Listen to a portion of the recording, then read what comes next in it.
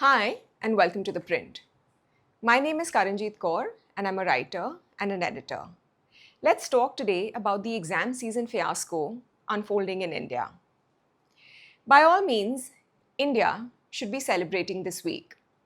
It's been a frenzied national examination season that will go down in history for the ingenuity of its disasters.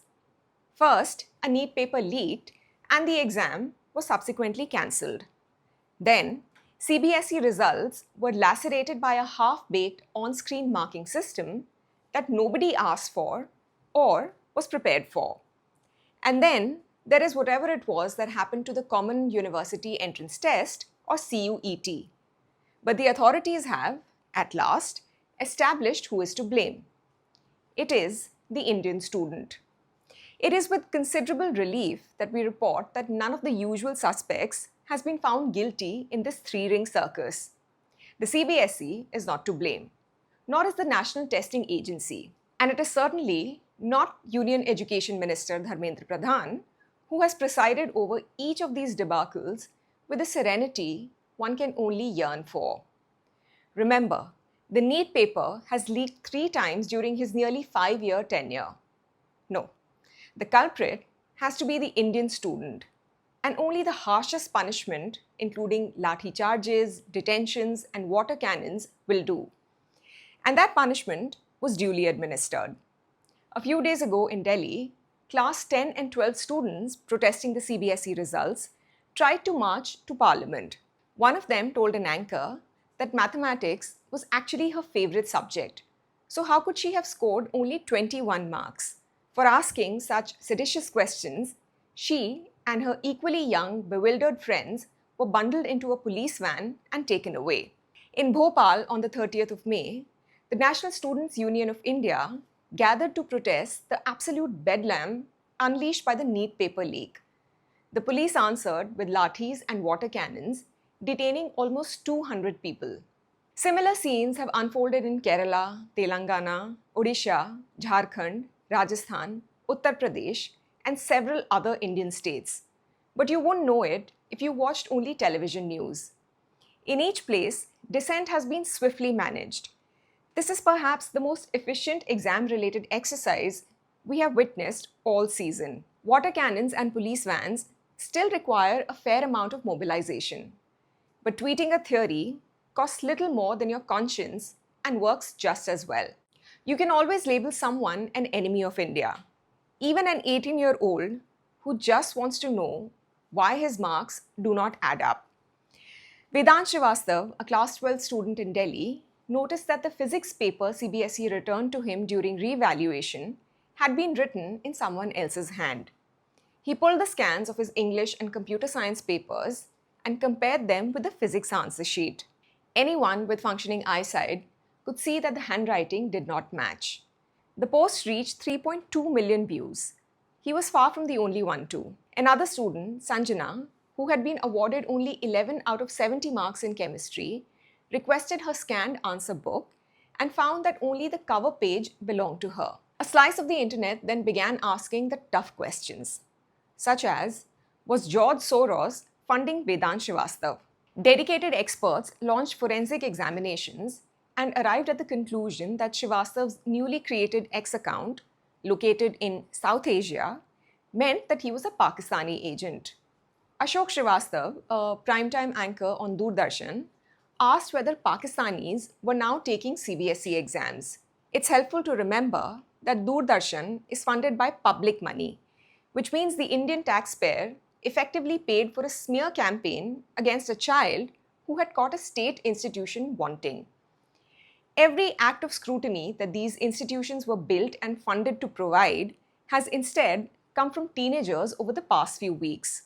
19-year-old ethical hacker Nisarg Adhikari, who has himself just finished school, found and flagged several vulnerabilities in OnMark, the portal used by CBSE examiners to grade scripts.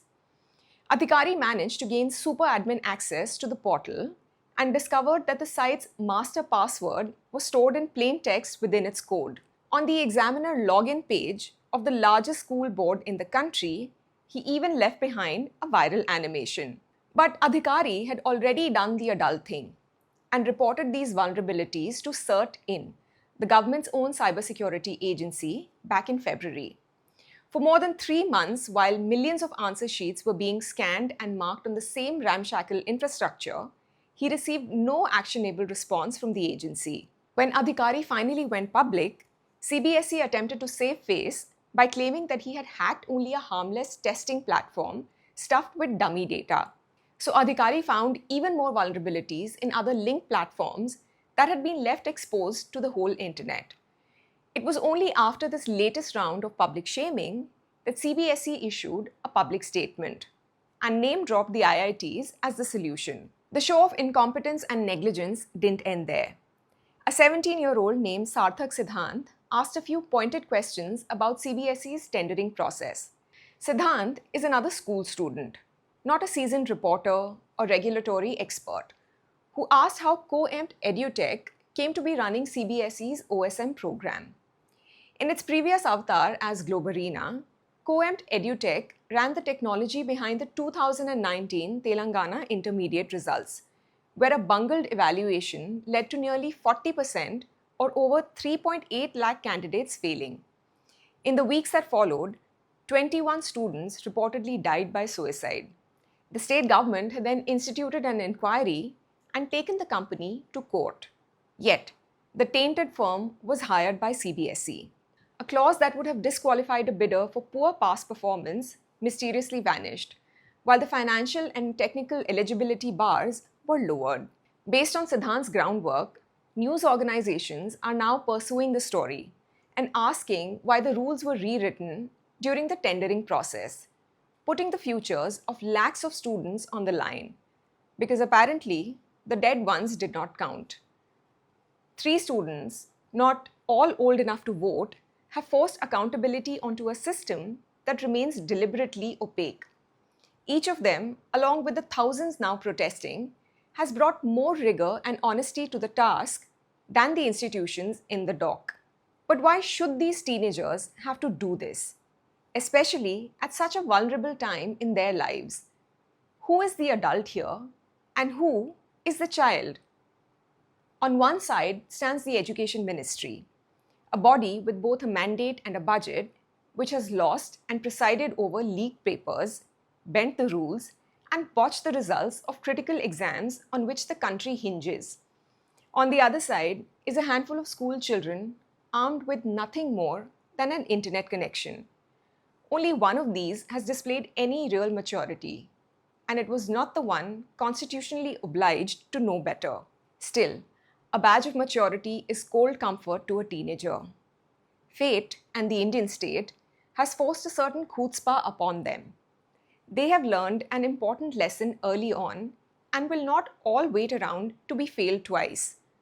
The sharpest and most privileged among them will do what this country's brightest have been doing for a few generations: leave. But leaving is a luxury that most of these children cannot afford. Behind those who can make their voices heard sit millions who cannot. Young Indians with neither the means nor the wherewithal to attempt an exam twice or seek a re-evaluation. They have no audience, and they will have to accept whatever the machine gives them. The result that will determine the size of their lives.